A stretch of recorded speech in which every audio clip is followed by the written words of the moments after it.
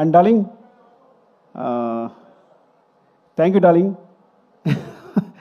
Love you for everything. ఇద్దరి మధ్య ఒక రెసిడెన్స్ ఉంటుంది. అదే మళ్ళీ చెప్తాను కాదు, నాకు తెలుసు ఆ రోజు ఎందుకు కాపాడావో, పైకి లేపావో. అంటే ఒక సీన్ వచ్చింది అంటే ఆ సీన్కి ఒక రెసిడెన్స్ ఉంటుంది నీ రెస్పాన్స్ని బట్టి. ఒక ఫస్ట్ నాకు సీన్ మాకు పెద్ద క్లారిటీ ఉండదు. నీకు చెప్తున్నప్పుడు నాకు మొత్తం కంప్లీట్ అయిపోతుంది సీన్. ఇది నీ ఎక్స్ప్రెషన్ అలా ఉంటుంది. అరే ఇది భలే ఉంది, నువ్వు ఇచ్చే ఎక్స్ప్రెషన్, నీ ఫేస్ చూసి నాకు మొత్తం సీన్ వచ్చేసి నీకు సీన్ చెప్తున్నప్పుడు చాలా పోజు పడతాను నేను. ఇలా చెప్తా, బికాస్ ఇట్స్ లైక్ ఎందుకు నన్ను ఇలా ట్రీట్ చేస్తాను. నన్ను ఒక అద్భుతంగా ట్రీట్ చేస్తాను. ఎప్పుడు నువ్వు కేవలం నువ్వు నాకు అద్భుతం ట్రీట్ చేయడం వల్లే నీకు ఐఎమ్ సారీ, నేను అద్భుతమైన మాట నేను అనుకున్నందుకు సారీ, మీరు ఎక్కువ తీసుకోకండి. బికాస్ ఎప్పుడు ఇలా చూస్తాడు నన్ను, అసలు అంటే నేను పెద్ద క్రియేటర్ అన్నట్టు అదన్నట్టు బీభత్సనట్టు చూస్తాడు. So he gives me more energy. I'm so confident. నేను ఒక సినిమా చేయనుకున్నప్పుడు ఫస్ట్ దగ్గరికి ఎందుకు వెళ్ళింది తెలుసా నీకు? పుష్పాని దగ్గరికి ఎందుకు వచ్చాను అంటే, నేను ఈ ప్రపంచంలో నేను ఒక అద్భుతం, వీడు గొప్ప క్రియేటరు, వీడు కళ్ళు మూసుకుంటే సీన్ చెప్పేయగలడు, ఏదైనా రాయగలడు అని ఈ ప్రపంచంలో ఎవరు నమ్ముతారో ఆలోచించాను. ఉన్నాడు ఒకడు,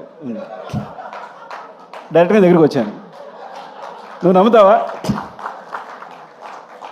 బికాజ్ ఫ్రాంక్గా ఎవరు తప్పు లేదు, అందరూ ఏదో అనుకుంటారు కానీ ఎవరు తప్పు లేదు.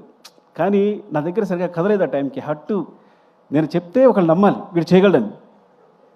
సో చెప్తే చేద్దామన్నావు. దిస్ లైక్ బిలీవ్ మీ అంతే. అంటే వీడు కష్టపడతాడు, నెక్స్ట్ రాయగలడు అని బిలీవ్ మీ అంతే. అలాగే ప్రతి సీను కొంచెం ఉన్నది నీ దగ్గరికి వచ్చేసరికి ఇలా అయిపోద్ది. నీతో చెప్తున్నప్పుడు నాకు చెప్తాం కదా, నేను కూర్చునే తీరు, అది స్టైల్, అది నువ్వు స్టైలిష్ స్టార్, నీ దగ్గర నేను స్టైలిష్ డైరెక్టర్. సో డెఫినెట్గా ఈ అద్భుతాన్ని కాదు, ఇట్స్ లైక్ ఈ సక్సెస్ కారణం మాత్రం ఈ క్రెడిట్ అంతా నీకే ఎందుకు ఇచ్చేస్తాను అంటే, యూ ఇన్స్పైర్ అస్ ఆల్ డెఫినెట్గా. ఈ మొత్తం అయితే ఈ సినిమా జరుగుతుందని చెప్పాను, నీకే పేరు వస్తుంది. నేషనల్ అవార్డ్ విన్నర్ పర్ఫామ్ చేస్తే ఎలా ఉంటుందో అలా ఉంటుంది సినిమా.